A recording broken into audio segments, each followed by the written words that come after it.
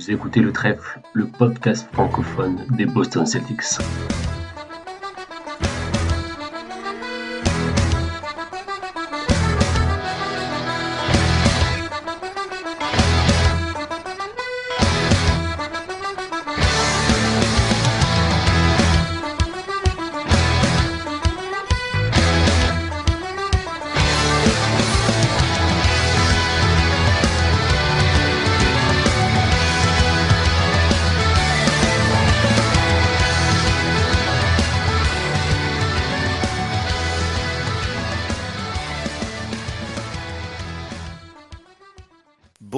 Bonsoir à toutes et à tous et bienvenue sur le podcast Le Trèfle. Johan pour vous accompagner dans ce nouvel épisode. Je suis avec deux de mes camarades et je vais vous les présenter tout de suite. Il y a Vincent qui est avec nous. Comment ça va Vincent ?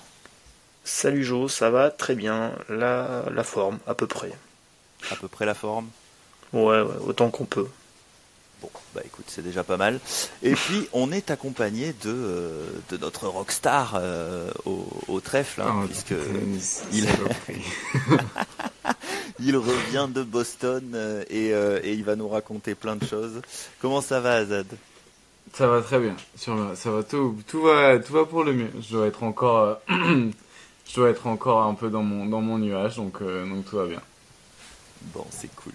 Les gars, avant de rentrer vraiment dans le vif du sujet, j'ai une petite question. C'est complètement hors trame, mais je voulais votre avis sur un truc. Est-ce que vous ressentez... Bon, alors toi, Azad, j'imagine que c'est particulier, parce que forcément, tu rentres de Boston, t'étais au plus près du truc, donc t'as dû garder l'excitation à bloc. Mais est-ce que vous ressentez, vous, moi, j'ai souvent entendu parler de la période chiante, on va dire, un peu de la NBA, entre... Voilà, quand t'arrives... après la trade deadline, après le All-Star break, il y a une période comme ça un peu creuse. Vous ressentez ça ou pas du tout ? Vous êtes autant à fond que tous les autres jours ? C'est difficile de pas l'être à fond quand t'es sur place et surtout quand il y a eu un enchaînement de matchs aussi intéressant. Je pense que le calendrier des équipes varie beaucoup aussi. Tu vois, je pense que la période juste avant a pu être chiante pour d'autres fans, entre guillemets, des fans de d'autres équipes. Alors que là, Boston, ils ont joué contre les plus gros contenders. Donc, à mon avis, il y avait un certain intérêt autour de cette partie de la saison. Alors que maintenant, il leur reste peu d'équipes compétitives jusqu'à la fin de la saison. Donc, je pense que ça va beaucoup dépendre de la qualité des adversaires, en fait, sur le reste de la saison. Et sur aussi, est-ce que tu te bats pour le first seed ? Est-ce que tu te bats pour une place en play-off, en play-in ? Il y a quand même pas mal de choses à prendre en compte, je pense. Mais moi, je suis quand même intéressé. Après, ça fait partie aussi, entre guillemets, pas de mon travail, mais de mes occupations, d'être occupé par ça. Donc je continue à m'y intéresser. Moi, contrairement à Azad, en tant que juste simple supporter de Boston, t'as un peu raison, je suis un peu dans cette période où en fait j'attends les playoffs clairement, même s'il y a toujours deux trois trucs cool à voir, notamment le match contre Brooklyn cette nuit. C'était le deuxième match contre Brooklyn et il m'a bien plu, mais finalement j'étais surtout ravi qu'il n'y ait pas nos meilleurs joueurs pour voir d'autres choses, donc en fait c'est bien signe que j'attends l'heure de vérité avec impatience. D'accord. Moi je vous dis ça parce qu'en toute honnêteté, c'est vrai que là j'ai pas vu tous les matchs sur la période dont on va parler. Je pense un peu il me vient le mème de Levi qui dit on fait acte de présence. Bon, j'en suis pas là quand même. Mais ouais, je fais le troisième donc pour l'épisode de ce soir, puisque les copains du trèfle sont très occupés, donc on les salue. Mais voilà, pour être tout à fait transparent avec nos auditrices et nos auditeurs, je pense que je vais apprendre des choses moi aussi dans le podcast de ce soir. Du coup, on va vous parler d'une période qui démarre au 1er février, puisque ça correspond au moment où on avait fait donc notre dernier épisode. Sur cette période, on a eu 21 matchs, donc un quart de la saison, pile poil. On a un bilan tout à fait respectable de 17 victoires pour 4 défaites. Il y a eu des gros matchs, hein, comme tu le disais, Azad. C'est vrai qu'on a affronté des adversaires qu'on sera très certainement amené à retrouver. Il y a eu notamment une belle victoire contre Cleveland, 2 victoires contre New York. Donc ça, c'était assez intéressant, même si on a aussi joué pas mal de petites équipes qu'on ne reverra plus. Il y a eu une belle victoire contre Denver, une victoire contre les Lakers aussi. Et puis, il y a eu 2 défaites, vous allez me dire un peu ce que vous en pensez, qui peut-être ont plus d'importance, entre guillemets, parce qu'on a perdu contre Cleveland et on a perdu contre OKC, sachant que ça nous fait un joli 0/2 contre OKC cette saison. Et OKC, il y a quand même une belle chance de les retrouver si on va jusqu'au bout. Donc voilà, alors, après, je l'avais noté, je sais plus exactement. Sur la période, il y a quand même Jason Tatum qui manque 3 matchs. Brown, de mémoire, il en manque 6 ou 7, je crois. Kristaps Porzingis qui a loupé 10 matchs avec une espèce de maladie un peu bizarre. Il y a quand même le sentiment d'Eric White, il en manque 1. Jrue Holiday en loupe pas mal aussi. Il y a quand même le sentiment qu'on commence doucement à ménager un petit peu les gros joueurs, histoire de pas trop prendre de risques. Et puis pour revenir sur ce que tu disais, on va dire que le classement pour Boston, il a l'air d'être un peu figé, quoi. Il y a peu de chances qu'on rattrape les Cavs. On est assez à l'abri par rapport au 3e. Donc il y a peut-être cette idée de laisser un peu les choses comme ça. Malgré ça, c'est plutôt positif, mais c'est même très positif. Mais voilà, il y a ces 2 petites défaites qui sont à noter quand même. Comment tu te sens, toi, Azad, par rapport à cette période? Du coup, toi qui en plus l'as vu de près, tu penses que l'équipe est sur une bonne vibe? Ouais, je pense que en vrai, l'année dernière, ils ont joué une saison qui a duré 115 matchs entre guillemets, parce que t'as la saison régulière plus les playoffs, t'as un été complet où t'as des joueurs qui font Team USA. Enfin, tu vois, t'as quand même une longue saison qui s'est passée en arrière, entre guillemets, et tu rentres dans une nouvelle aussi, grosse saison qui arrive, et j'ai un peu l'impression que il y a un peu cette idée-là il faut préserver, et je pense que même dans le style de jeu des Celtics, le fait d'avoir peu de drive, le fait d'avoir beaucoup de 3 points, le fait d'avoir peut-être une défense moins en switch et un peu plus en drop avec un peu plus de safety, on est peut-être un peu sur une équipe qui est en gestion de sa saison régulière. J'ai trouvé ça intéressant. Avant le match des Cavaliers, Mazzulla il dit en conférence de presse que oui, la saison des Cavaliers, elle est très impressionnante, mais elle est aussi très impressionnante parce que les faits de résultats et de variance ont fait qu'ils ont gagné genre 19 de leurs 18 premiers matchs ou quelque chose comme ça. Et du coup, sur le long terme, à la fin de la saison, le bilan est très impressionnant parce qu'ils ont fait un très bon départ, comme Détroit avait fait, par exemple, 25 défaites d'affilée l'année dernière, ce qui fait que le bilan à la fin d'année a l'air horrible, alors qu'en réalité, peut-être que sur les 25, tu mérites d'en gagner 7, et si on gagne 7 de plus, t'en perds 7 de moins, et ça change beaucoup de choses. Pareil pour les Cavaliers, peut-être qu'ils en ont gagné genre 20 sur les 18 premiers ou un truc comme ça, et qu'auraient pu en gagner finalement que 15 ou 14, et ça aurait changé un peu la perception. Donc je pense que dans tous les cas, ils ont très vite compris qu'ils se battraient pas pour la première place de la conférence, mais ils ont aussi été très vite rassurés du fait qu'ils allaient pas tomber plus bas que la 2e. Je pense que c'est à peu près fait depuis le début du mois de février, voire avant. Donc en vrai, là, ils sont un peu en période de gestion. C'est Tatum qui dit en conférence de presse aussi, je crois que c'est après le match contre Portland, où il dit qu'ils aiguisent leur couteau. Voilà. Et leurs outils. Ils aiguisent leurs outils. C'est sûrement mal traduit de l'anglais. Mais en gros, c'est un peu pour dire, genre, le match contre Portland, c'est Pritchard et Derrick White qui mettent 40 points. Le match d'après, c'est Sam Hauser et Baylor Sherman qui battent leur record au point. C'est un peu ce truc-là on met un peu les choses en place. Le dernier match contre les Nets, c'est les deux, Jalen et Jason, qui jouent pas, et le jeu est beaucoup plus centré autour de Porzingis qui joue presque 30 minutes. Donc je pense que là, ils sont juste en train de se préparer, et ils savent que la préparation à cette période-là, elle est hyper importante. Du coup, même si c'est moins excitant parce que tu te bats pas pour être le premier ou pour vraiment pour une conséquence directe, tu te bats en fait pour être le mieux préparé possible au match qui va arriver en play-off, et je pense que c'est un peu la période de la saison à laquelle ils sont actuellement. Et ouais, c'est sûr que l'objectif final prime sur l'excitation match après match, ouais. Vincent, qu'est-ce que t'en penses? Ouais, je vais faire un petit point, en fait très factuel. En fait, notre période là qu'on a déterminé depuis le dernier podcast, il y a eu à peu près 20 matchs. On est à 16 victoires, 4 défaites. Donc en fait, dans les faits, c'est super bien. Avec, tu l'as super bien dit, Jo, seulement 10 matchs de jouer de Jrue Holiday et 9 de Porzingis, donc vraiment pas à fond. Et par contre, moi, ce que j'ai pu noter dans ces donc 16 victoires, 4 défaites, il y a un espèce de point commun sur certaines de ces défaites. Bon, il y a une défaite contre Dallas, on revient à la maison après un road trip et on a perdu quasiment tous nos matchs à la maison en revenant de road trip cette année. Il y a une défaite contre les Pistons, c'était un deuxième soir de back-to-back, celle contre les Cavs et celle contre OKC.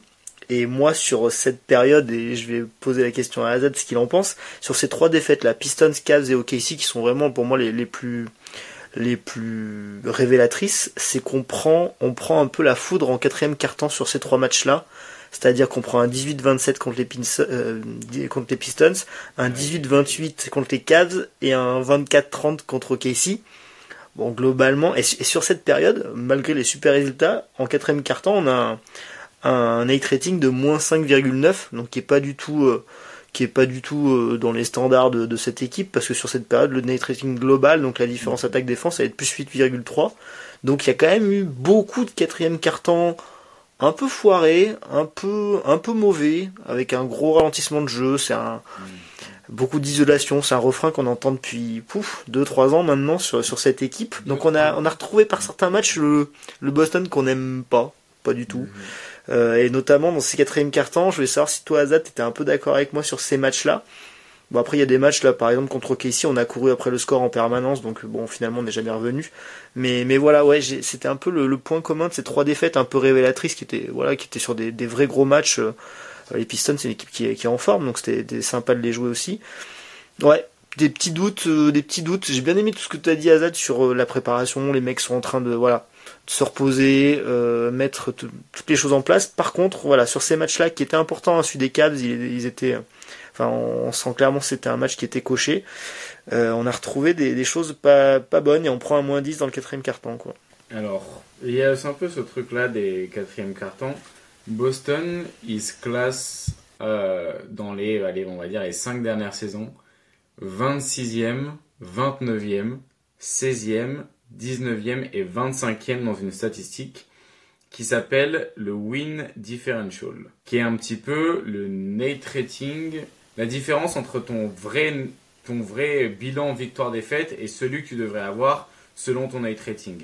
Et souvent, ça traduit un peu des équipes qui finissent pas forcément très bien les matchs, ou qui ont potentiellement pas eu la variance de leur côté. Donc quand ça fait beaucoup de temps que tu n'as pas la variance de ton côté alors que c'est le même corps de joueurs, tu peux commencer à te poser la question, est-ce que t'es pas en fait une attaque qui est peut-être trop prévisible en fin de match? Et je pense que c'est un peu le problème des Celtics en réalité, et ça l'a toujours été depuis la période Tatum et Jaylen Brown, c'est que tu as un spacing qui est optimal et optimisé pour les moments où justement ils sont sur le terrain, et dans la plupart partie des matchs ça se passe plutôt bien parce que la réalité des choses fait qu'avec ce spacing là tu t'hésites toujours à venir en aide ou à laisser les mecs jouer en ISO, et que c'est difficile de faire vraiment des schémas de jeu contre eux, mais en fin de match tu parfois décides de prendre un peu plus de risques. Tu décides aussi que tout simplement la fatigue est venue se mettre en compte, et du coup c'est peut-être plus facile de contenir des isolations ou de contenir des drives parce que les joueurs commencent à être fatigués, et du coup Boston a une tendance à avoir un moins bon net rating un moins bon bilan victoire-défaite qu'elle est censée avoir comparé à son net rating, parce qu'elle a un peu du mal à terminer les matchs. Ça avait été le cas pendant tout le début de saison de l'année 2021-2022 où ils vont en finale avec Udoka, et la première partie de saison ils font que perdre tous les matchs qu'il y a dans le clutch. C'est pas que Brown et Bon, Tatum, c'est pas des mecs clutch, ça n'a rien à voir avec ça. Le clutch, c'est pas un gène, c'est pas un skills, c'est pas un truc concret. Mais par contre, quand t'as une approche de jeu qui est telle que t'essayes de créer des drives pour des drivers qui sont pas élites parce que t'as un bon spacing, il y a des fois où ça peut bloquer si les gens décident de pas respecter ton spacing et du coup te forcer à faire autre chose. Et je pense qu'en fait, c'est ce qui s'est passé dans les 2 défaites, surtout contre OKC et surtout contre Cleveland, où en fait les adversaires, notamment Cleveland, ont décidé de concéder les isolations pour forcer Boston à prendre des 2 points contestés et à chercher le mismatch et à scorer sur le mismatch, parce que d'habitude Boston cherche le mismatch pour créer une prise à 2 et avoir un mec ouvert à 3 points, pouvoir déclencher un autre drive and kick derrière. Si tu les respectes pas à 3 points, eh ben, tu commences un petit peu à potentiellement voir, entre guillemets, le début ou la fin du problème, quoi. Et du coup, c'est un peu mon point de vue sur leur fin de match, c'est que le manque peut-être de, disons, flexibilité de leur attaque, le manque de variété parfois, ça peut poser problème, surtout en fin de match, quoi. Et c'est là où la présence de Porzingis sera certainement une aide. S'il n'était pas là sur ces matchs la plupart du temps. Et tu peux beaucoup moins aider. Oui, voilà, en plus, je pense que c'est le meilleur des 3 dans ce côté. Il y a des moments où il est implacable, quand il est bien en phase avec son tir et tout. Et je pense qu'il est plus efficace que les 2 autres dans ce côté très frontal de 1 contre 1 ou sur du mismatch pur dans un style différent. Mais sa présence peut changer beaucoup de choses, j'espère. Bah, moi, je crois. Je pense que c'est lui qui fait qu'on bat les Cavaliers et on les bat pas. D'ailleurs. Ah, donc c'est une preview de la fin de l'épisode. Non, mais voilà. Non, Azad, doucement. Non, mais on va plus développer et on va en débattre. Mais pour moi, il est la clé qui ouvre et qui ferme les portes. Ah, j'aime beaucoup. La clé qui ouvre et ferme les portes. Ouais, on va y revenir. Bon, effectivement, la présence ou non de Kristaps, c'est sûr que ça peut changer pas mal de choses. Sur cette période, un joueur ou un aspect en général, je vais vous lancer sur un petit plus-moins, un petit quelque chose de positif, quelque chose de négatif. Allez, on va commencer par les choses plutôt joyeuses. Au niveau positif, toi, Vince, qu'est-ce que tu retiens là sur ces 20-21 derniers matchs? J'ai noté des mecs, je commence par Pritchard qui confirme sa saison de l'explosion, je pense que je peux le dire sans choquer personne. Il est toujours aussi efficace au tir, c'est toujours notre meilleur tireur à 3 points. Toujours aussi propre, il perd très peu de ballons, il se donne beaucoup en défense, il y a des tests qui sont faits, j'ai souvenir que c'est lui qu'on met sur SGA dans le match contre Casey. Je sais pas si c'était une grande réussite, mais en tout cas ça a été tenté. Donc ouais. Oui, mais attends, tu me laisses jamais finir. Non, mais on t'a posé la question, est-ce que c'était une grande réussite? Non, je me pose des questions, mais en tout cas il y a des tentatives. Donc je me demande si c'est pas aussi des tests pour Joe, pour se dire est-ce que c'est viable de le laisser aussi, du temps, des vraies minutes en play-off. L'année dernière il avait quand même joué de moins en moins au fur et à mesure des tours, jusqu'à ne jouer plus que 30 secondes pour mettre un 3 points au buzzer avant la mi-temps. Donc voilà, par contre voilà, donc sur ce régulier il est toujours aussi bon. J'ai même en mémoire des alley-oop avec Cornet là en début de 4e quart-temps contre les Lakers et tout. Enfin il y a beaucoup de choses à aimer sur sa saison, on dit depuis le début de l'année, mais son efficacité au tir, à son scoring d'une 15aine de points par match, son efficacité elle est monstrueuse, hein, c'est peut-être la meilleure à son poste, quasiment la meilleure à son poste de la ligue. Ça s'est pas éteint, donc ça c'est cool, et il fait beaucoup de bien. Et je pourrais citer d'autres joueurs, mais vas-y Azad, si tu veux enchaîner avec un autre mec. Positif. Aucun positif. Non, en vrai, moi celui qui me bluffe, et pourtant c'est pas le genre de choses que j'aime dire, parce que je trouve que l'échantillon est trop petit. Et je trouve qu'il y a très vite des emballements sur les jeunes joueurs. Mais Baylor Scheierman, ça joue au basket, et ça sait se positionner sur un terrain en fait, et c'est ça pour moi l'énorme différence avec lui et Jordan Walsh par exemple à l'heure actuelle. Au-delà du fait que il met ses tirs, ce qui est indéniable, en défense il a beaucoup moins le hardware, donc il a beaucoup moins les outils physiques pour arriver à avoir. Il n'a pas l'envergure, il n'a pas tout le corps qu'a Jordan Walsh, parce que c'est absolument démentiel. Mais il a le software j'ai joué assez longtemps en NCAA pour apprendre à me placer sur les aides, à avoir le timing sur les rebonds, à avoir le timing sur comment contester les tirs, comment provoquer des passages en force. Et ça ressemble à un joueur qui peut avoir 8-10 bonnes années en NBA, où il sera jamais titulaire et il sera parfois il a enchaîné des did not play et parfois des 15-20 minutes, parce que en fait il a un rôle qui est assez classique, qui est il va espacer le terrain en attaque, mais il va être capable de driver et de passer la balle, donc c'est quand même plutôt positif. Il va pas driver de nulle part, mais il va pouvoir attaquer des close-outs. Défensivement, il n'a pas les outils incroyables, mais il est pas complètement à l'ouest, et il est quand même pas si petit que ça, et il n'a pas un tout petit coffre non plus physique. Donc non, ouais, Baylor Sermon, puis bon, il prend ses tirs, quoi. Là où tu vois des mecs comme Walsh ou même comme Torrey Craig qui les refusent un peu, lui il est plus dans un peu la vibe de Mazzulla, où écoute, si tu lui laisses 2 cm, ça part, quoi. Alors, faut qu'on précise à tout le monde qu'on enregistre le lendemain de sa perf à 20 points. Et moi, il m'a trop fait kiffer cette nuit. Très clairement, qu'est-ce qui t'a fait cette nuit? Non mais là c'était. En fait, moi j'ai regardé la deuxième mi-temps. C'était pas sûr que je reste devant, tu vois. Tu joues Brooklyn, je me suis réveillé un peu tête dans le sac, involontairement en plus, tu vois. Et le mec, je le vois rentrer et il se met à faire n'importe quoi, son buzzer beater. C'est-à-dire qu'il met un buzzer beater à la fin du 3e quart-temps avec la planche. C'est refusé parce qu'il y a une faute sifflée. Il leur tente donc 1 seconde 4 dixièmes juste après, c'est dedans. Donc là tu sens que le mec n'est plus sur terre. Et derrière le 4e quart-temps, c'est simple, je crois qu'il marque 9 des 12 premiers points du 4e quart-temps. Donc c'était assez sympa. Quand tu parlais de placement et tout, il y a un cut notamment sur une passe de Jrue Holiday. C'est très clairement des choses qu'on voit pas de Walsh, voire même d'un Sam Hauser. Donc t'as raison, très clairement il y a des choses hyper sympas. D'ailleurs, si c'est lui qui prend les minutes sur ces matchs-là où il n'y a pas Tatum et Brown, c'est peut-être pas une surprise. Hein. C'est lui qui a pris les minutes hier soir. Hein, donc, et alors que Mazzulla, de base, je pense qu'il n'est pas super fan des rookies. Hein. Je sais pas qu'il soit fan ou pas fan, mais il n'est pas non plus là pour...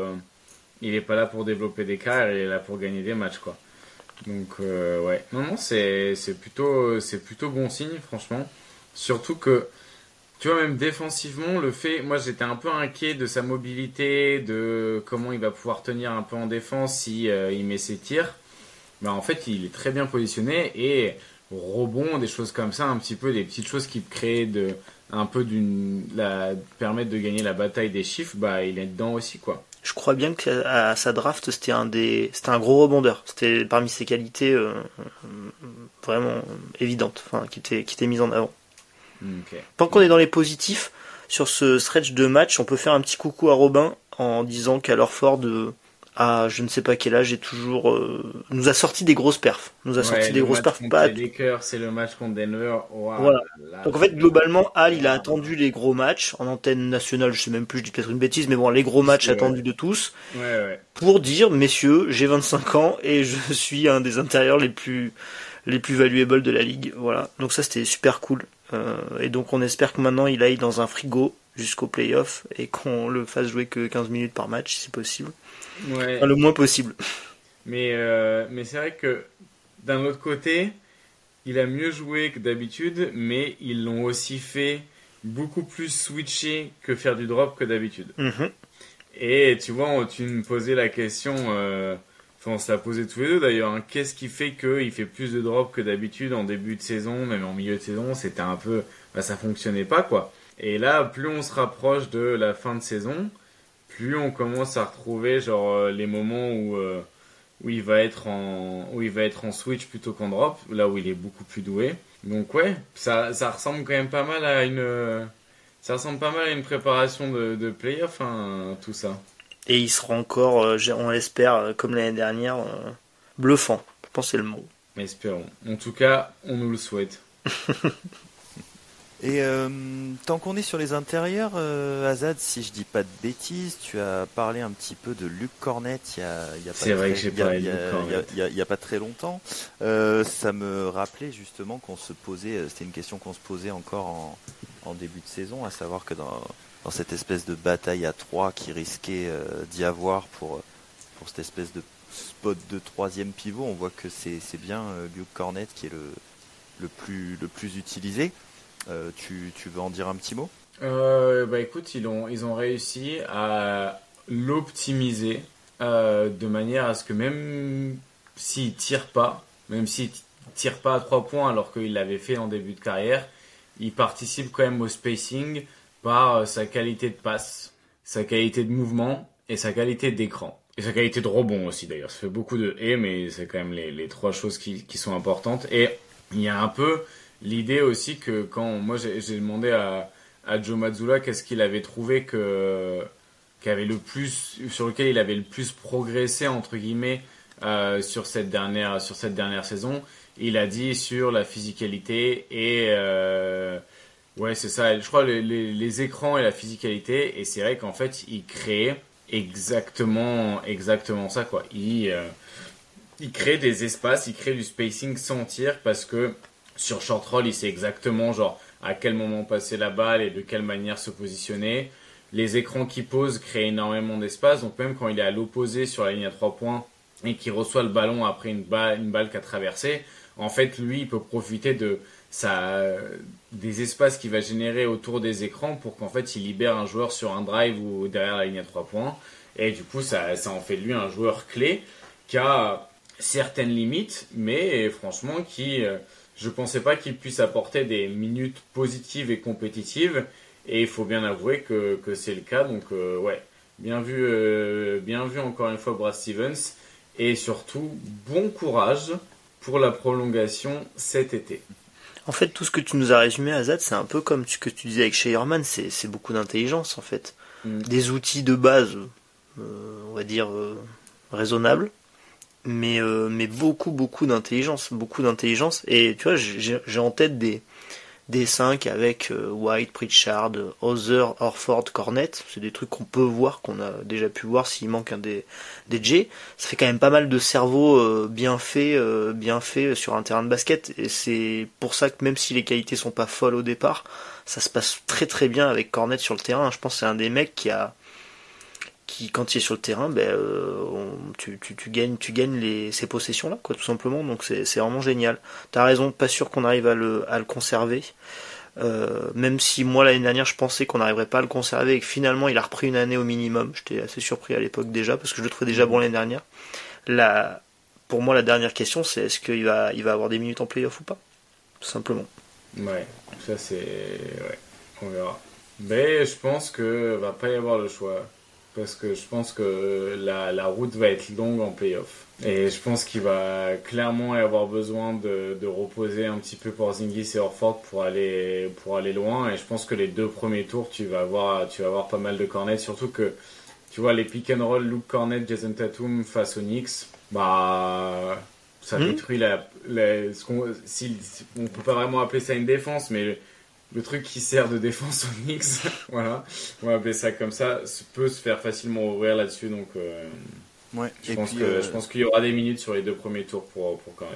Ouais, et puis même au-delà de ça, enfin là j'étais en train de vérifier, c'est que c'est le 9e joueur le plus utilisé, hein. Il a joué 61 matchs cette saison, il a joué une moyenne de 18 minutes par match. Enfin, je veux dire, il est clairement dans cette saison, vraiment, il prend une place dans l'équipe qui semble vraiment. Enfin, la question de savoir s'il aura des minutes ou pas en play-off, moi j'ai envie de dire que, enfin, c'est assez évident, parce que comment tu fais quand il est pas là? C'est pas juste un mec qui vient en complément ou qui a des petites minutes par-ci par-là. Je pense qu'il fait vraiment partie du système de l'équipe maintenant, quoi. Mais l'année dernière, il avait déjà beaucoup de minutes. Hein. Parce que c'est un mec qui est pas blessé et tout. En fait, l'année dernière, dès qu'il n'y avait pas Porzingis, je crois bien. Mais... D'accord, bon bah alors Enfin, je crois bien. Je dis peut-être une bêtise, mais en fait, l'année dernière, tous les matchs où Porzingis n'était pas là, tu savais que c'était Cornet qui avait 20 minutes, en fait. Donc, l'année dernière, sur la saison, sur la saison. Il est à 983 minutes l'année dernière. 63 matchs joués. Il est déjà à 1097 en 61 matchs. Donc, mais oui, non, mais enfin, je sais pas. Bah écoute, alors c'est peut-être plus un aspect, c'est peut-être sa progression en fait qui me donne le sentiment qui prend plus de place dans l'équipe. Je sais pas, mais en tout cas. Ceci dit, t'as raison. Dans 10 matchs, il aura bien pété son nombre de minutes. Donc oui, il y a quand même certainement une confiance de Mazzulla qui est accrue. D'ailleurs, c'est assez net. Tu vois, en début d'année, on savait pas. On était nombreux à penser qu'éventuellement, ça serait Tillman qui prendrait beaucoup de minutes, qu'on finalement n'a pas vu de l'année. Et finalement, on a vu du Cornet et un peu de Keita par-ci par-là. Donc ouais, effectivement, c'est vraiment lui la troisième roue du carrosse. Keita qui amène plus d'explosivité, plus de voilà, mais comme vous disiez, l'intelligence de jeu, les placements, etc. C'est sûr que c'est Luke qui a tiré son épingle du jeu. Est-ce que on passe à quelque chose d'un petit peu négatif? Est-ce que Vince, je vais te redonner la parole. Est-ce qu'il y a un joueur ou je sais pas, un aspect en particulier sur lequel il faut travailler selon toi que tu aimerais ne plus voir à partir de maintenant? J'allais répondre Jaylen Brown, mais c'est horrible parce que c'est pas mon délire, moi, ça, pas du tout. Non, mais sa saison elle est compliquée, parce qu'il est toujours en grande difficulté sur son scoring, sur la période qu'on étudie là. Donc en fait, lui, il a changé son régime de tir par rapport au début de l'année, vu que ses 3 points rentrent pas du tout. Là, en ce moment, 46% de ses tirs sont des mid-range. Donc c'est un des joueurs de la ligue qui en prend le plus. Il est plutôt correct en efficacité dans cette zone-là, on va dire correct. Mais vu que c'est une zone qui est pas du tout rentable, ça reste un Jaylen Brown qui va mettre sa vingtaine de points ou ses 25 points à une efficacité très faible. Donc sur toute l'année, son tir il est pas du tout rentré, son tir à 3 points pardon, il rentre plus du tout. C'est-à-dire qu'on est sur l'année à 27% sur ses pull-ups à 3 points et 33,7% en catch and shoot. Donc voilà, et surtout ce qui m'embête, et on va dire c'est sur cette période que je vais m'attarder là-dessus, mais c'est depuis le début de l'année, c'est qu'en fait Jaylen Brown, par rapport à ce qu'on avait vu un peu l'année dernière, notamment avec la connexion avec Porzingis, il n'y a plus du tout de variété dans ses tentatives de tir. Et ça me frustre énormément, c'est-à-dire qu'en fait à l'heure actuelle, Jaylen Brown il ne sert qu'à attaquer frontalement un mismatch. Sauf que c'est pas sa force principale, par un manque de dribble, par diverses choses, une finition au panier qui est pas toujours élite. Donc en fait il ne fait que attaquer frontalement ses défenseurs, on le voit plus jamais en mouvement, c'est-à-dire trouver en ayant de l'élan entre guillemets, et une fois qu'il a pris quand il était lancé sans ballon et qu'il avait pris l'avantage sur son défenseur, là pour le coup il est assez dévastateur. Et donc on voit plus tout ça. Donc pour moi cette utilisation globalement cette année de Jaylen Brown, elle est hyper frustrante et je trouve qu'elle est vraiment contre-productive. Alors, en début d'année on avait vu des progrès au post-up où il allait beaucoup sur la ligne des lancers francs. Là on le voit plus des masses. Donc voilà, c'est assez frustrant. Je dirais pas inquiétant. J'espère juste qu'il va se remettre à mettre des 3 points parce que très clairement il va faire partie des joueurs qu'on risque à un moment ou à un autre, enfin que les coachs adverses risquent à un moment ou à un autre d'ignorer, et qui va, voilà, on parle tout le temps de spacing, d'essayer d'écarter un maximum le terrain pour se créer soit des 3 points ouverts, soit des chemins au panier facilité. Si un Jaylen Brown, un Jrue Holiday ne sont pas beaucoup respecté par les défenses adverses, ça va être beaucoup plus compliqué. En fait, ça va compliquer tout le travail des autres, en fait, tout simplement. Donc, ça veut pas dire qu'il fera pas une grande campagne de playoff, parce que ça reste des plus petits échantillons. Mais globalement, que ça soit sur la période ou depuis le début de la saison, c'est pour moi le joueur qui déçoit le plus, même si ça reste finalement le même joueur qu'on a l'habitude, mais encore un peu moins performant dans son scoring, et ça c'est dommage. Il était déjà moyen bon. On va dire, il y avait du volume en étant moyen d'efficacité. Là, on se retrouve avec un volume à peu près toujours le même, mais clairement un mec qui, pour mettre des points, a besoin de beaucoup de tentatives. Et c'est pas cool. Il faut que je réponde sur Jaylen Brown ou... Non, tu réponds pas. Tu laisses couler. Tu laisses couler. Oui, je pense que je t'en prie, non. T'as vu, j'ai bien dit les choses quand même. Non, mais c'est bien, c'est très clair en vrai. C'est tout à fait clair. Je te remercie. Tout à fait en accord. Bon, du coup, Azad, il y a un autre point négatif chez toi? Est-ce qu'il y a des points... En fait, moi, j'ai juste peur de la fragilité de l'équipe. Et j'ai l'impression... Je suis sous l'impression que c'est pas impossible que l'année dernière, il y a eu quand même énormément de choses qui sont bien tombées tout en même temps, qui est la santé des joueurs et la non-santé des adversaires. J'ai l'impression que cette année, c'est un peu l'inverse. Jrue Holiday qui a un truc au doigt, qui a des problèmes un peu au dos aussi, je sais plus trop. T'as Sam Hauser qui avait mal au dos, t'as Porzingis qui a des maladies qui durent longtemps, t'as Horford qui a 48 ans. T'as Jaylen Brown qui a un peu mal de partout aussi depuis le début de saison. J'ai un peu peut-être... Moi, mon plus gros problème, ce serait la santé physique des Celtics, ouais. Qui va un peu avec l'énorme saison, comme tu as dit en début de podcast, l'énorme saison de l'année dernière, plus les JO, plus beaucoup de choses. Et puis on le dit pas, tu disais Jrue Holiday, c'est vrai qu'a priori il a un doigt qui a un problème et donc qui va pas se résoudre. C'est-à-dire que là il joue blessé entre guillemets. Il a dit qu'il avait des médicaments donc ça allait, mais il est pas tout jeune non plus. Hein. Donc il est pas tout jeune, on le voit dans son usage. Là on a revu un peu d'agressivité de sa part. Sur 2-3 matchs, là c'était pas mal d'ailleurs, qui reprennent un peu confiance. Mais comme tu dis, ouais, l'année dernière tout était bien tombé sans Porzingis, mine de rien. Ouais. Faut espérer que le fait qu'il ait quasiment pas de saison cette année, il arrive à tenir une campagne de play-off, on va dire à 80%. S'il joue 80% des matchs, je pense que ça sera déjà pas mal, je pense. Mais t'as raison, on touche un peu du bois et là on va pouvoir espérer dans les moments qui viennent. Qu'on mette beaucoup de mecs au repos de manière assez drastique, faudra pas hésiter à mon avis. J'espère qu'ils vont pas hésiter en tout cas. Ouais, écoute, à suivre, mais c'est vrai que ça a l'air d'en prendre le chemin quand même quand on voit que déjà maintenant il y a pas mal de joueurs. Enfin, c'est rare qu'il y ait un match où tout le monde joue ces derniers temps. Écoute, on va passer à toi, Azad, un petit peu. Tu nous racontes un petit peu ton expérience à Boston. Donc pour rappel, tu y as passé 2 semaines et on aimerait bien savoir un petit peu que tu nous partages ton expérience dans la peau d'un journaliste sur place. Journaliste, c'est un grand mot quand même. Mais je sais pas, est-ce que vous avez des questions en particulier ou vous voulez que je raconte moi, si tu veux. Ouais, j'en ai deux. T'as des questions ? Vas-y, envoie-moi les questions, ça va m'aider à broder un peu. À démarrer. L'année dernière, tu étais à peu près à la même période sur un laps de temps beaucoup plus court et tout, et puis je pense peut-être moins installé entre guillemets. Enfin, j'en sais rien, tu vas nous dire, mais je pense que là, t'étais quand même plus installé. T'as du Celtics Blog, ta petite accréditation, donc voilà, tu commences à avoir tes petites habitudes, j'imagine. Et donc je voulais savoir si tu avais pu observer une différence d'ambiance, d'attitude, de sérénité, d'implication dans la routine de l'équipe, ou comment tu la sentais par rapport à l'année dernière, où finalement on a vu que ça avait marché et qu'ils ont réussi à performer en play-off. Si tu avais trouvé une différence d'ambiance globale autour de l'équipe, voire même autour de l'équipe, ou si c'était à peu près pareil. Disons que tu sens qu'ils sont champions. T'as une approche, ce soit médiatique, dans l'approche des matchs, dans l'approche de la compétition, dans l'approche de la saison, même dans l'approche des médias.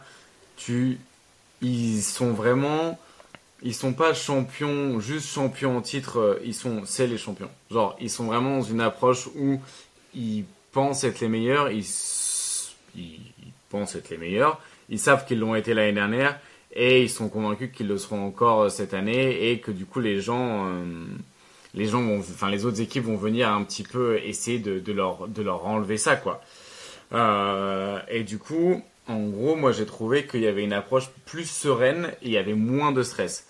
L'année dernière, tu avais un peu plus l'idée il y a eu l'élimination en 7 matchs contre le Heat. Donc tu as un peu plus ce truc de si ça passait pas l'année dernière pour Mazzulla, ça allait potentiellement exploser. Tu vois, t'avais le super max de Brown qui venait d'être signé. Là, t'as beaucoup moins de questions sur qu'est-ce qui se passe si on perd. Il y a plus un truc de, c'est pas vraiment une possibilité.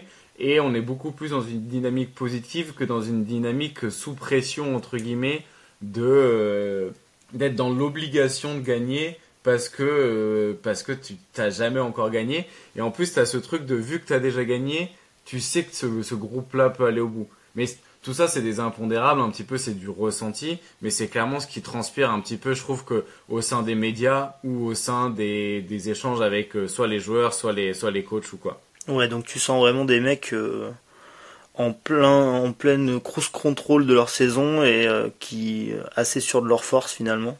Ouais. Comme s'ils avaient besoin d'être sûrs d'eux. Ouais, et t'as aussi le truc que t'as énormément de choses qui, tu vois, dans l'approche des autres équipes, quand elles viennent jouer contre Boston, tu sens qu'il y a un petit peu il y a déjà il y a un énorme respect pour ce que Boston fait en termes de jeu et en termes de résultats, et ça fait un moment qu'ils sont au plus haut de la performance, tu vois, genre. Ouais. Et du coup, t'as beaucoup de respect là-dedans. Et tu vois, j'ai demandé à Marc Daigneault, par exemple, qu'est-ce qu'il pensait de la défense de Boston.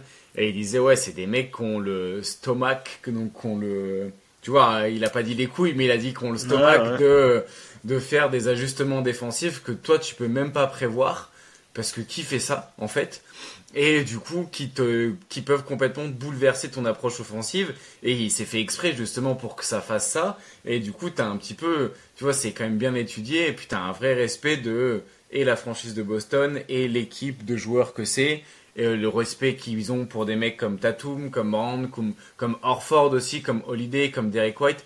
Genre, c'est une équipe qui est énormément respectée. C'est assez impressionnant d'ailleurs. Peu importe la bouche de quel coach, tu as énormément de respect envers cette équipe-là.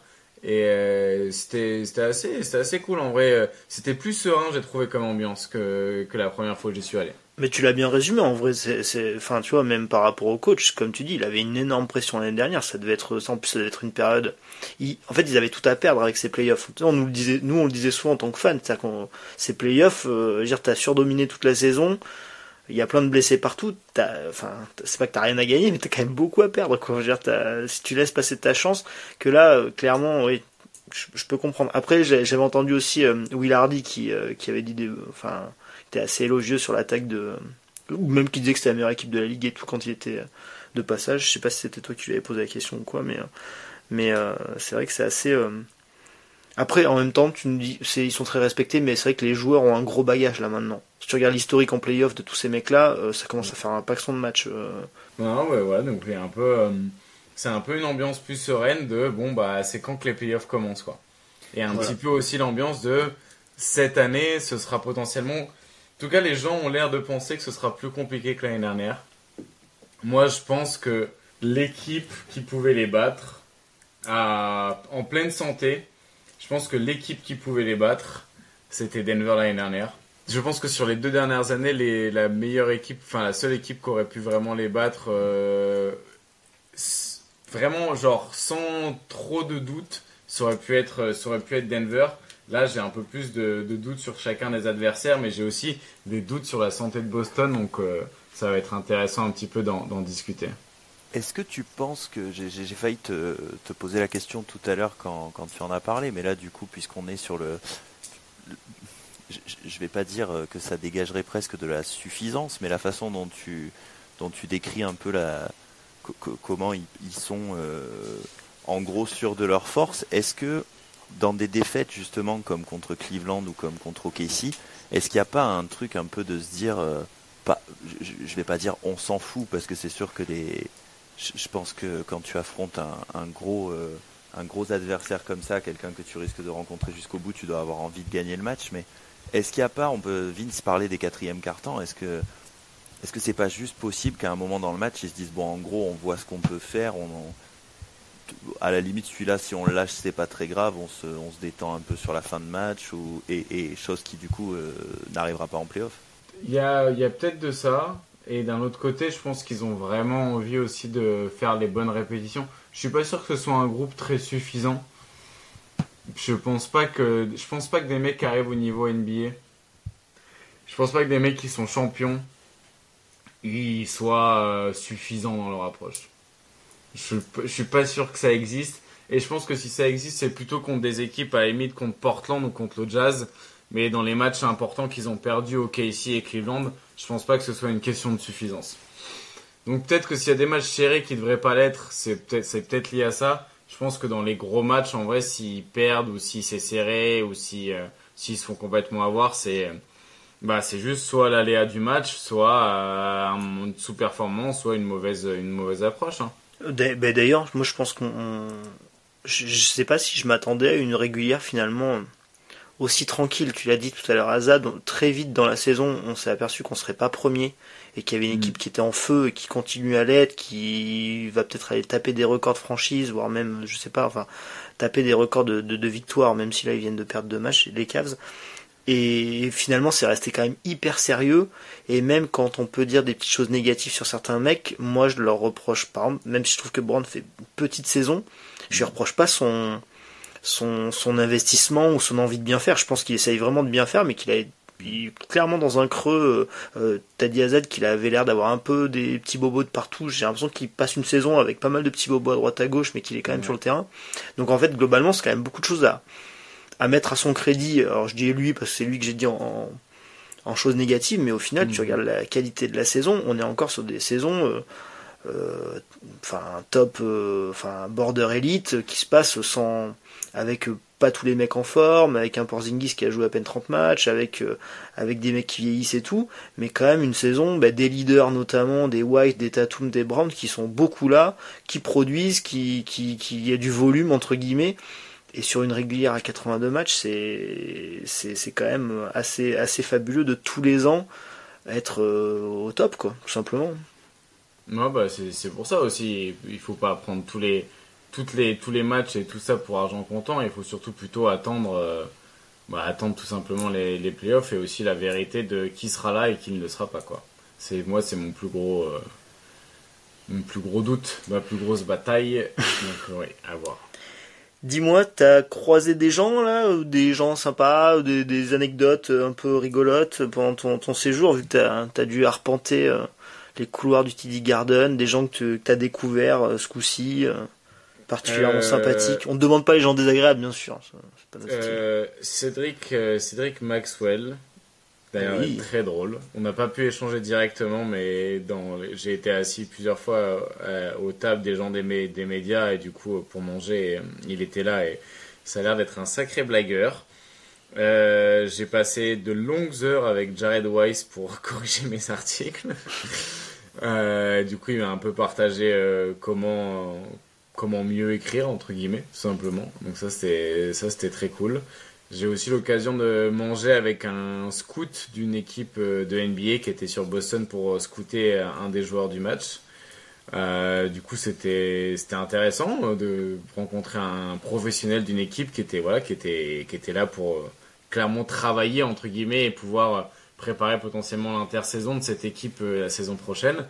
Donc il y a quand même de tout. Tu rencontres des gens des médias, des gens plus du monde professionnel, un peu plus de l'ombre. T'as aussi les conférences de presse où tu peux échanger avec les gens. Tu vois, pouvoir poser une question à Will Hardy qui a l'air d'être vraiment fondamentalement passionné.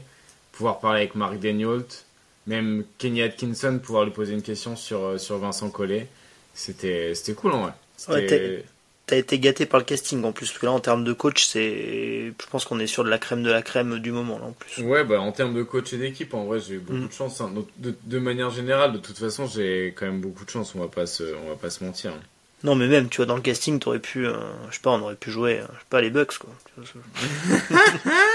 Non, mais tu vois, la Daigneault, Will Hardy, bon, tu vois, en ce moment, et puis Atkinson avec la saison qu'il fait, on va dire que le passage à la maison pour 8 matchs était de qualité, quoi. Ouais, non, c'était trop cool. Trop cool, donc voilà, je sais pas si vous avez d'autres questions, mais voilà, sinon c'était une belle tranche de plaisir. C'est bon pour moi, on peut passer à la suite. Tu crois que tu peux avoir des invites pour tout le trèfle pour l'année prochaine ou... J'essaie déjà d'en réavoir pour moi. C'est un peu compliqué pour l'instant. Donc si jamais un jour je deviens... Non, en vrai, je deviendrai jamais quoi que ce soit. Donc en fait, on va juste arrêter la conversation ici. Mais déjà, si un jour je peux y retourner, ce sera déjà très cool. Eh ben écoute, on te le souhaite en tout cas. On va passer au point suivant. Il reste donc, je vais pas dire de bêtises, il reste 13 matchs. La question que je vais poser elle est un peu triviale parce qu'on en a plus ou moins parlé. J'allais vous demander tout simplement qu'est-ce qu'on attend de la fin de saison, mais c'est vrai qu'on a tellement déjà développé l'ambiance générale et puis le fait que maintenant c'est du repos, de la préparation pour les playoffs, le fait d'avoir les armes aiguisées, donc comme disait JT. En plus, alors je sais pas si c'est bien, si c'est pas bien, on a voilà que je vérifie quand même. On a le deuxième schedule, donc quand je regarde le strength of schedule, on a le deuxième plus facile de la ligue. Là, je balaye rapidement. Je vois Memphis, je vois New York. Et en dehors de ça, je vois pas beaucoup d'équipes qui ont envie de gagner. Je crois qu'il y a que 2 équipes qui sont à plus de 50% de victoire sur la fin. Je suis en train de. Bah écoute, il y a le Jazz, les Blazers. Bon, les Kings, ils ont envie de gagner, mais voilà. Les Suns, on sait pas trop s'ils ont envie de gagner. Les Spurs, le Heat, les Suns. Ensuite, on joue les Wizards, donc les Knicks, et ça finit Magic et 2 fois Hornets. Donc bon, planning très très très abordable pour cette fin de saison. On est d'accord que l'objectif là, c'est de éviter toute catastrophe. La deuxième place, elle est quasiment verrouillée. La première, à moins que Donovan Mitchell et Evan Mobley se pètent tous les deux demain, et bien évidemment, et encore. Bien évidemment, on ne leur souhaite pas. Mais oui, voilà, et encore 8, je crois qu'on a 6,5 ou 7 matchs de retard à 13 matchs de la fin, c'est quasiment impossible. Donc voilà, on se concentre doucement sur notre deuxième place et sur le fait d'être à 100% pour les playoffs. Je pense qu'on est tous d'accord là-dessus. Ouais, ça me paraît être un bon résumé. En vrai, je pense que le but c'est juste de pas se blesser, quoi, tout simplement. Moi, j'ai envie de voir pas de blessures et beaucoup de minutes sans Tatum. J'ai envie de voir qu'est-ce qu'on peut développer sans lui. Alors. Tu vois, genre le match de cette nuit contre les Nets, j'ai beaucoup apprécié qu'on n'ait aucun des Jays, parce que du coup on a pu voir d'autres choses. Alors c'était pas contre une équipe hyper compétitive, mais quand même qui se bat et qui est super sympa à avoir joué, mais qui a plein de défauts et qui manque de talent pur et dur. Donc les minutes sans Tatum vont être importantes comme pour toutes les équipes prétendantes. D'ailleurs, les minutes sans leurs joueurs superstars peuvent parfois être décisives. Donc du coup, voir des responsabilités pour White, Porzingis au centre de l'attaque, ça m'intéresse aussi. Donc c'est des trucs que j'ai bien envie de voir moi sur la fin de saison. Ouais, il y a peu de chances qu'on en voit énormément parce que je regardais. Ouais, d'un autre côté, tu peux en voir pas mal contre des équipes non compétitives, d'un peu tester justement ces minutes-là, mais pour moi, au-delà des minutes sans Tatum, c'est surtout les minutes avec Brown sans Tatum, parce que du coup, ça va être que ça en réalité. Les minutes sans Tatum, c'est des minutes qu'avec Brown comme fondation de l'attaque, et c'est plutôt ça qui m'inquiète, surtout s'il est un peu blessé, quoi.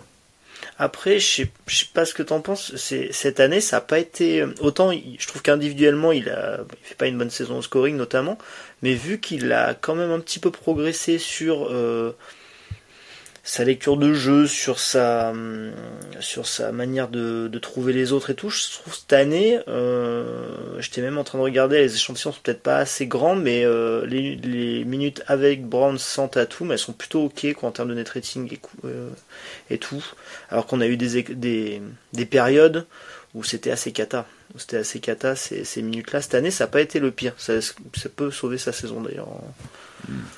Donc voilà, mais voir ce qu'on peut donner sans lui, parce que je pense qu'avec Tatum, on sait ce que ça donne et c'est plutôt cool. On a vu des matchs où on a vu beaucoup de pick and roll Tatum, c'était vraiment a priori des très hauts niveaux, quoi. Voilà, petit tour. Je disais juste ça parce que je regardais qu'on a 8 matchs à l'extérieur et que sur les 13 restants, et que Tatum disait que justement que pour lui il se faisait un devoir de jouer les matchs à l'extérieur parce que il se rend compte de la. Enfin, je sais pas ce que vous en pensez. Là, on part sur autre chose, mais je suis tellement fan de cette mentalité en fait. Le mec qui te dit, mais je me rends compte de la chance que j'ai. Je débarque dans une autre ville, je vois des maillots zéro, je vois des gamins avec mes chaussures aux pieds, et juste peut-être que ces gosses-là, c'est leurs parents qui leur ont payé un billet pour leur anniversaire, et s'ils viennent et que je joue pas, enfin. Je trouve ça ouf qu'ils s'en soucient en fait. Je sais pas. J'aime beaucoup cet esprit-là. Ouais, je pense qu'ils sont plus qu'on pense aussi être dans cet esprit-là en NBA, mais c'est vrai que lui, il le véhicule bien et il le démontre aussi régulièrement, donc c'est trop cool d'avoir un franchise player comme ça. Bon, est-ce qu'il serait pas temps de faire un peu de fiction, un peu de Allez. un peu de projection? Alors, on va se tenter un espèce de bracket fiction où on va essayer de se donner une vue d'ensemble de ce qui pourrait se passer donc pendant les playoffs. On va commencer par le premier tour, donc j'ai le classement sous les yeux. Actuellement, donc on est bien d'accord que si on termine deuxième, on affrontera le vainqueur du premier match de play-in entre le 7e et le 8e. Je pense que Détroit est à l'abri. Du coup, a priori, ça devrait être les Hawks, le Magic, ou peut-être s'ils arrivent, ils ont 3 matchs de retard. Et encore qu'ils sont vraiment dans une dynamique dégueulasse, mais bon, on sait jamais comment ça peut se passer sur la fin. Donc peut-être Miami qui remonterait un tout petit peu. A priori, notre adversaire du premier tour se situerait parmi ces trois-là. Est-ce qu'on est serein sur cet adversaire de premier tour? Est-ce qu'il y a du souci à se faire? Je te laisse commencer. Ah ouais? Non, je parle pas du premier tour, ça m'intéresse pas. Ça m'intéresse pas. Non. En fait, là, c'est des équipes qui font une année cata, en fait, qui vont aller jouer les playoffs avec un bilan négatif. C'est-à-dire qu'Atlanta, il se retrouve 7ème en ayant Jalen Johnson qui est blessé fin de saison depuis des plombes. Avec un poste de pivot, on sait pas trop, il est tenu par Okongwu, mais bon voilà, c'est particulier. Avec un Riz Haché en année rookie et tout, donc ça c'est cool qu'il puisse aller jouer les playoffs, mais c'est quand même une équipe avec plein de défauts qui a fait une trade deadline où ils se sont délestés de DeAndre Hunter, de Bogdanovic pour payer moins de taxes ou de sous en tout cas pour le. Enfin, voilà, ils ont même pas fait une trade deadline acheteuse, ils ont plutôt vendu et ils se retrouvent quand même malgré tout tellement les autres y perdent en position de jouer les playoffs. C'est une dinguerie. Moi, là, au moment où cette équipe-là, il y a la fin de saison de Jalen Johnson, donc il y a un petit moment déjà, je me dis ah tiens ils vont shut down, ça va les tanker pour aller récupérer encore du talent. Et ben ils se retrouvent 7ème. Donc mauvais en tanking, en tout cas. Et Orlando, moi j'ai du mal à comprendre cette saison. Alors a priori, donc il y a blessure long terme de Jalen Suggs et de Mo Wagner qui était important en sortie de banc. Donc clairement c'est des équipes tellement incomplètes. Moi je me focus sur Orlando, Atlanta, c'est quand même eux qui ont de la marge sur les spots 7 et 8. C'est des équipes tellement incomplètes que je pense qu'on devrait pas avoir de soucis, même si historiquement ces dernières années Orlando nous pose soucis. Mais il n'y a pas Suggs, et Suggs était pénible contre nous, vraiment. Donc bon, ça peut être pénible, ça peut être moche, je pense. Si nous on n'est pas très sérieux, ça peut être bien moche, mais clairement, c'est comme l'année où on perd en finale de conf contre le Heat et on avait galéré au premier tour contre Atlanta. Bah écoute, si tu galères contre ce Atlanta ou ce Orlando, certainement que c'est pas bon signe. Ouais, voilà. Ça donnera une mauvaise indication pour la suite. Ouais, après je pense que ce Atlanta là sans Jalen Johnson moins, mais je pense que cette création d'équipe d'Atlanta autour de très bons ailiers avec un arrière rapide capable de casser un peu la première barrière défensive de Boston. Je pense que c'est un premier tour qui se joue les deux équipes sont à 100% de capacité. Je mets Boston, mais je mets Boston 4-2 quoi. Je mets pas Boston 4-0. T'es 4-2 quoi. Oh là là. Je pense que Atlanta à 100%, ils peuvent en prendre 2 à Boston, ouais. Ouais, ils peuvent, mais tu vois, par exemple, Dyson Daniels, c'est tout, c'est un mec qui va être complètement ignoré. Est-ce qu'ils ont une réponse à Porzingis? Vraiment? Ça peut, mais je voudrais pas. Parce que si tu veux être dans ta phase de pas trop de consommer d'énergie et tout, si tu vas jouer 6 matchs au premier tour contre Atlanta, ça m'enquiquine.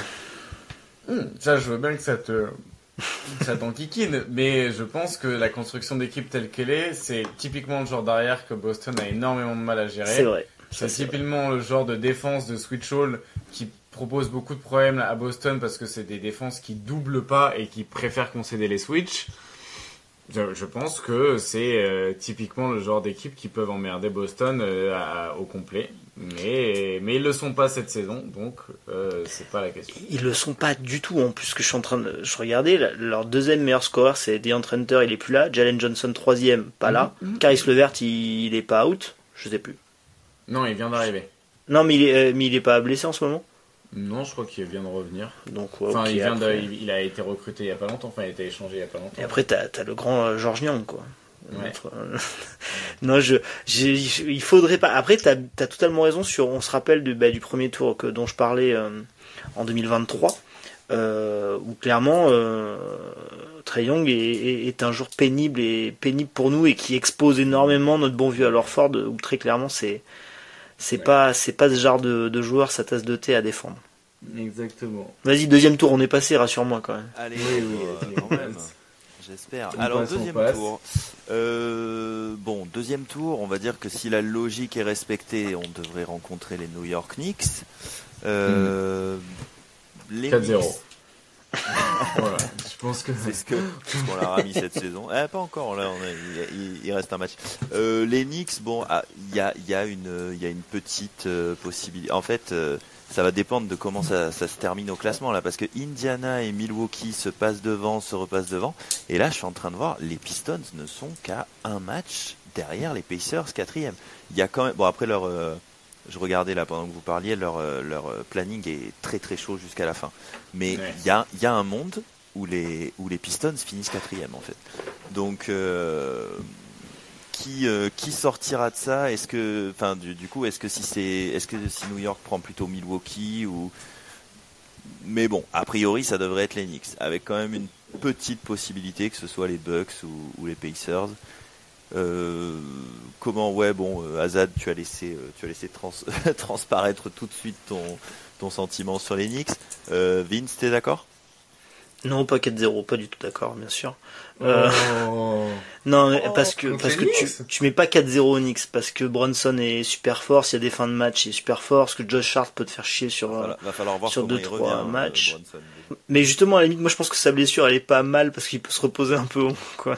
Mais je pense que ça passe assez tranquillement, parce que moi j'ai toujours dit que les Knicks sont une très forte attaque et une défense moyenne, parce que je suis très poli, moyenne pas terrible, et j'ai toujours dit que moi j'étais, avec cette équipe de Boston, j'étais prêt à accueillir toutes les grosses attaques, et que j'avais beaucoup plus peur des défenses agressives très proactives, et c'est vraiment pas le cas de ces Knicks. Donc très clairement je trouve qu'ils matchent bien, mais je nous vois bien en perdre. Enfin, un 4-0 je trouve ça hyper sévère avec la qualité qu'il y a en face, et notamment des mecs qui peuvent prendre feu et être assez inarrêtables offensivement. J'imagine très bien des matchs où ça s'échange beaucoup de paniers, où finalement tu finis par perdre en baissant un peu ton intensité défensive, en fait, à coup d'échange de paniers, de coups de 3 points, de coups de chaud.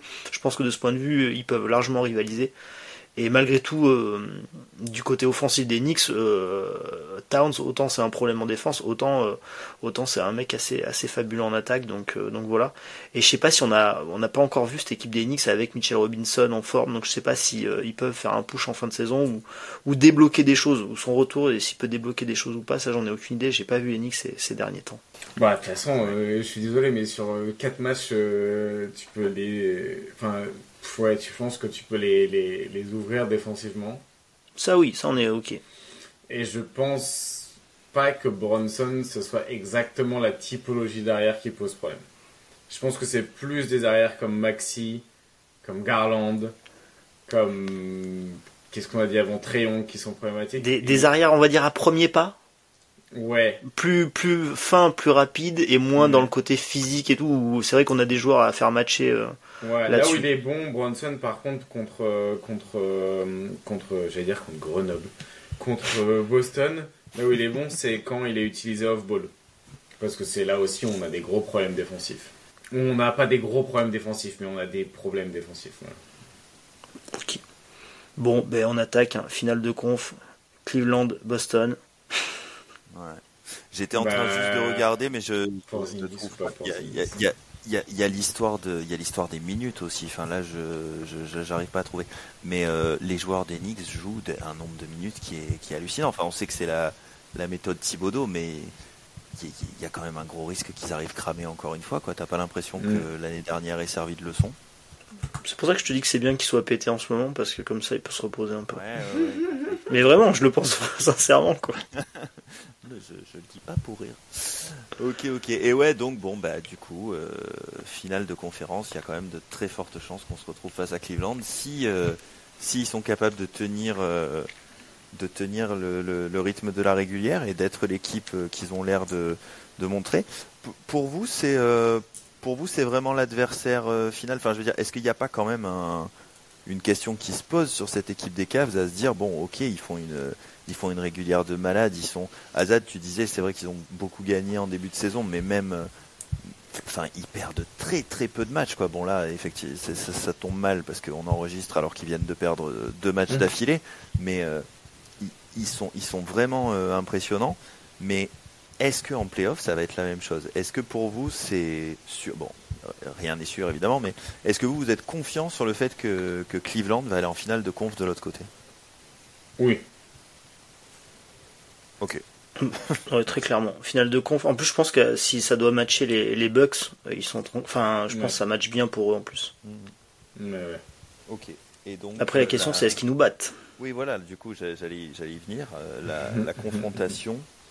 Bah, écoute, je te laisse y aller, mon bon Vinsou. Ah non, mais voilà, comme par hasard, moi, ils me font peur.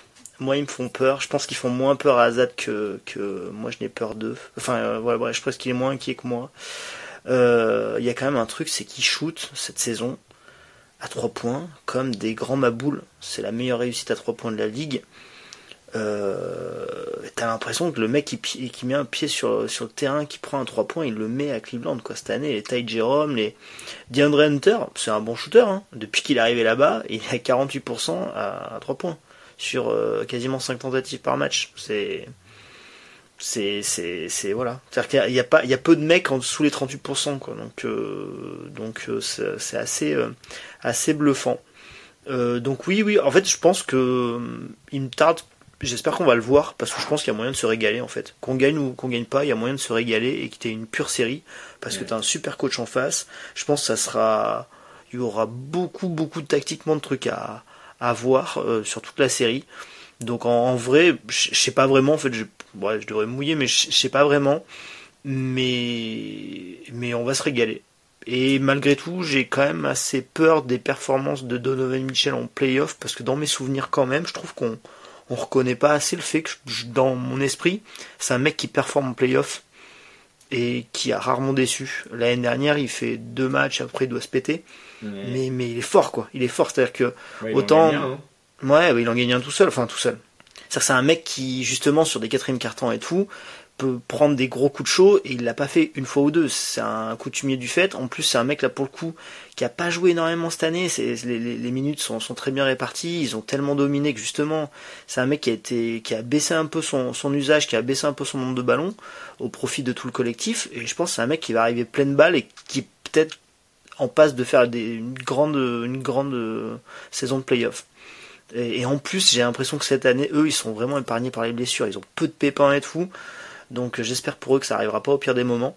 Mais il me tarde de le voir et j'ai aucune idée. Je dirais avantage un peu Boston, mais tu vois, même au niveau de l'expérience, je suis même pas sûr qu'on ait un gros avantage parce que l'équipe, le groupe a quand même du vécu commun, même si leurs 2 dernières saisons de play-off elles sont pas bonnes entre guillemets.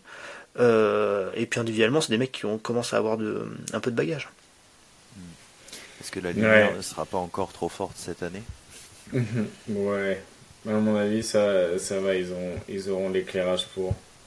Mais ouais, moi je pense que s'il n'y a pas Porzingis, il n'y a pas finale. D'accord. Et s'il y a Porzingis, il y a finale, voilà. C'est tout. Je pense que ça, c'est ça. En gros, pour moi, Boston peut être performant de manière élite sur plusieurs formats avec et sans Porzingis. Mais ils ont besoin de Porzingis pour avoir la flexibilité. S'ils n'ont pas ça, ils pourront pas vraiment schématiser leur jeu et faire déjouer Cleveland comme il faut. En gros, le but c'est d'arriver à faire déjouer Cleveland. Donc soit arriver à les faire jouer sans intérieur, soit les faire jouer qu'avec qu'un seul intérieur, soit dès qu'ils ont joué avec 2, rendre ça impossible. Ça va être beaucoup plus compliqué si t'as pas Porzingis pour schématiser autour de ça. Donc je demande à voir la santé du laiton. Et donc toi, c'est plutôt défensivement du coup que tu le verrais impactant, ou c'est le fait qu'il soit là offensivement qui leur ferait changer leur schéma? Les deux, vraiment les deux, mais c'est surtout sur comment attaquer leur défense. En fait, comment les forcer à avoir qu'un seul voire zéro intérieur sur le terrain, quoi. Et une fois qu'ils jouent petit, comment t'arrives à exploiter ça aussi.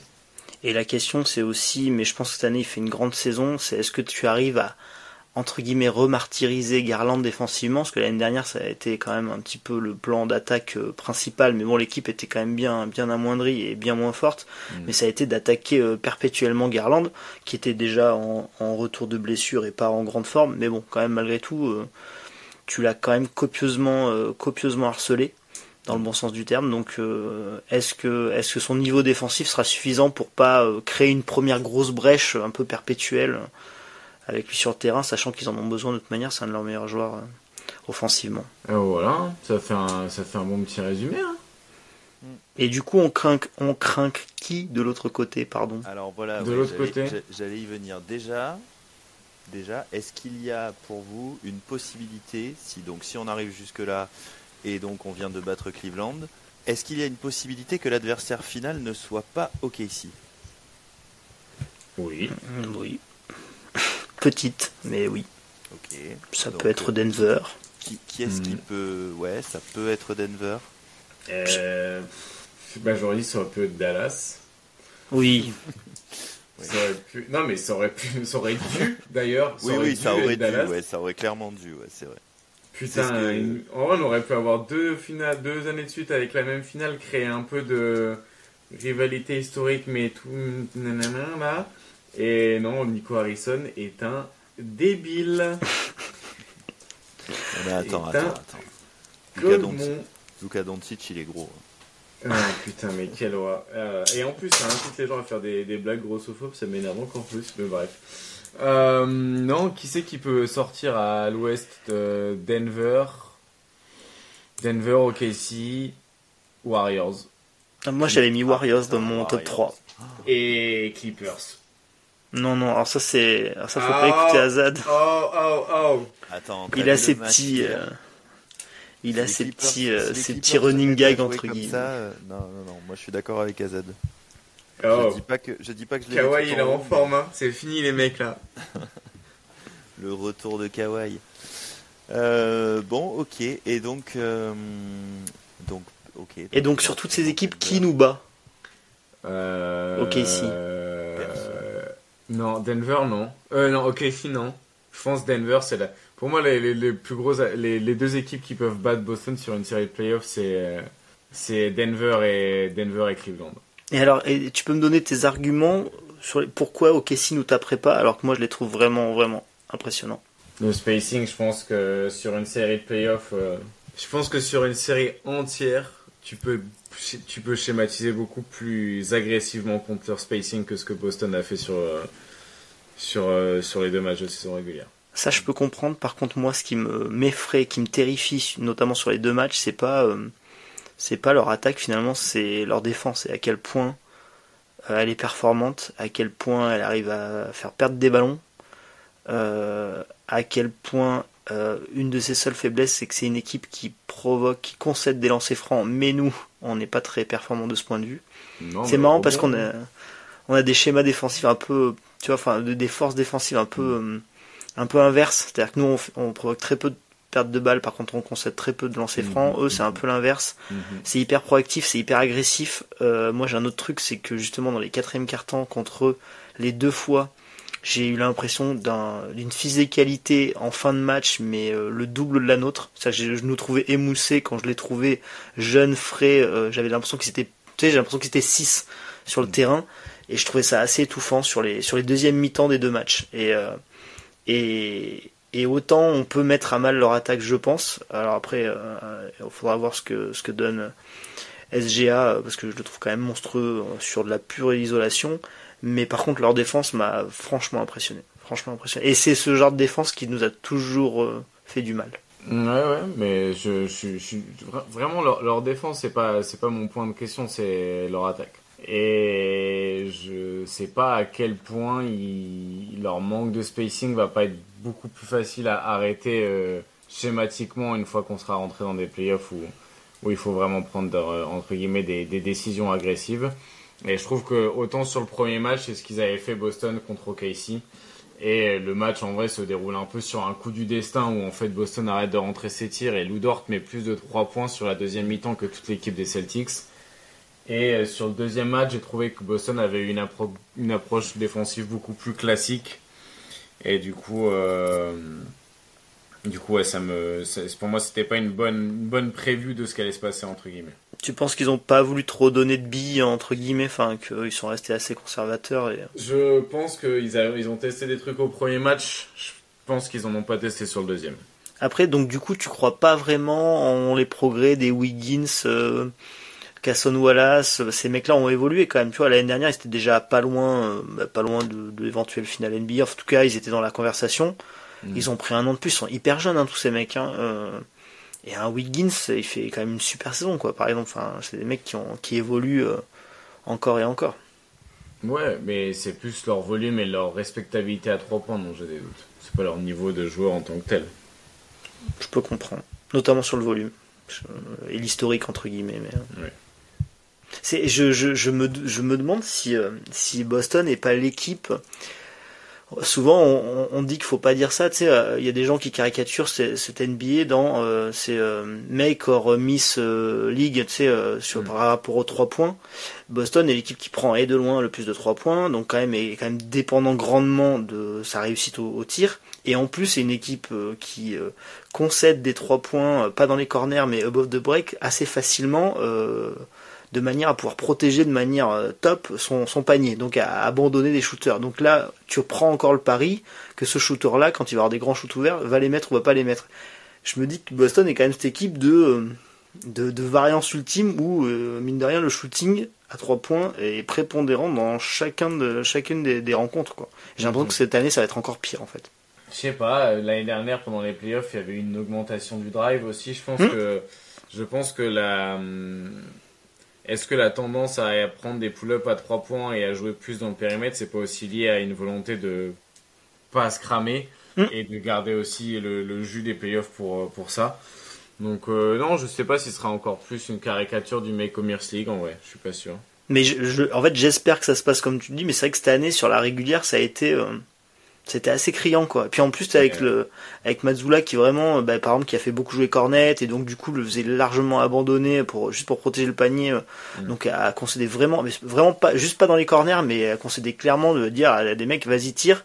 Et on l'a vu sur Memphis, mais maintenant les équipes adverses ont cette même stratégie sur nous.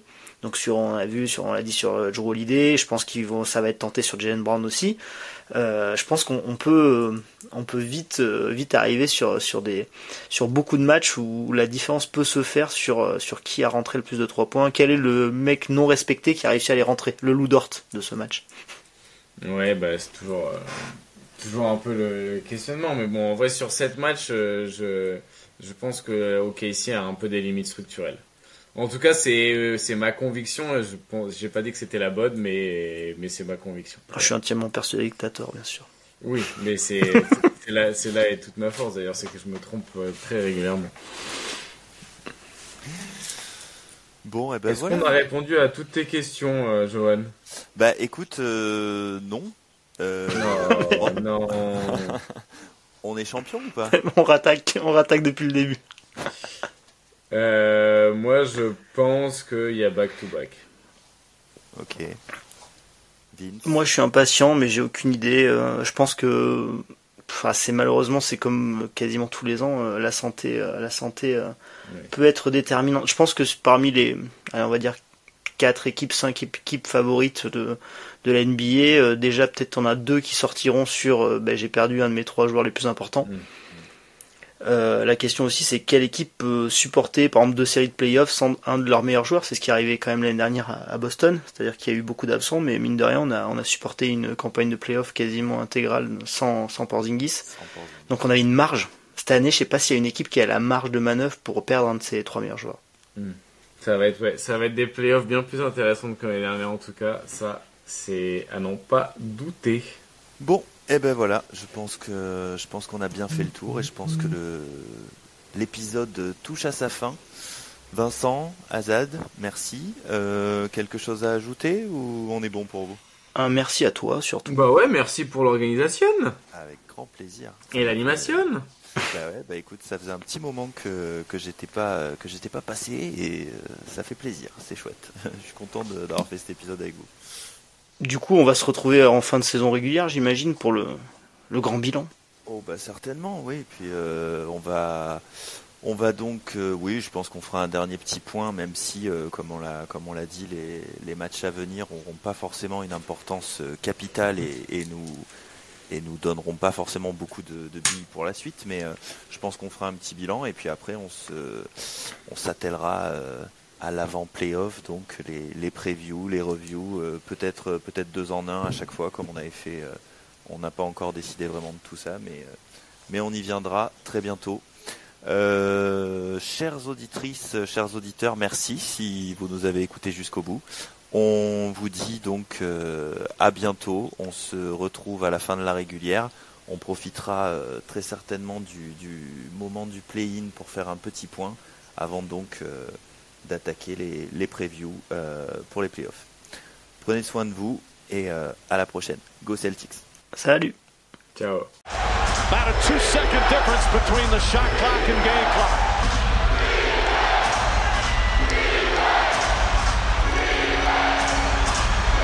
Thomas on the drive, pull-up jumper, it's good!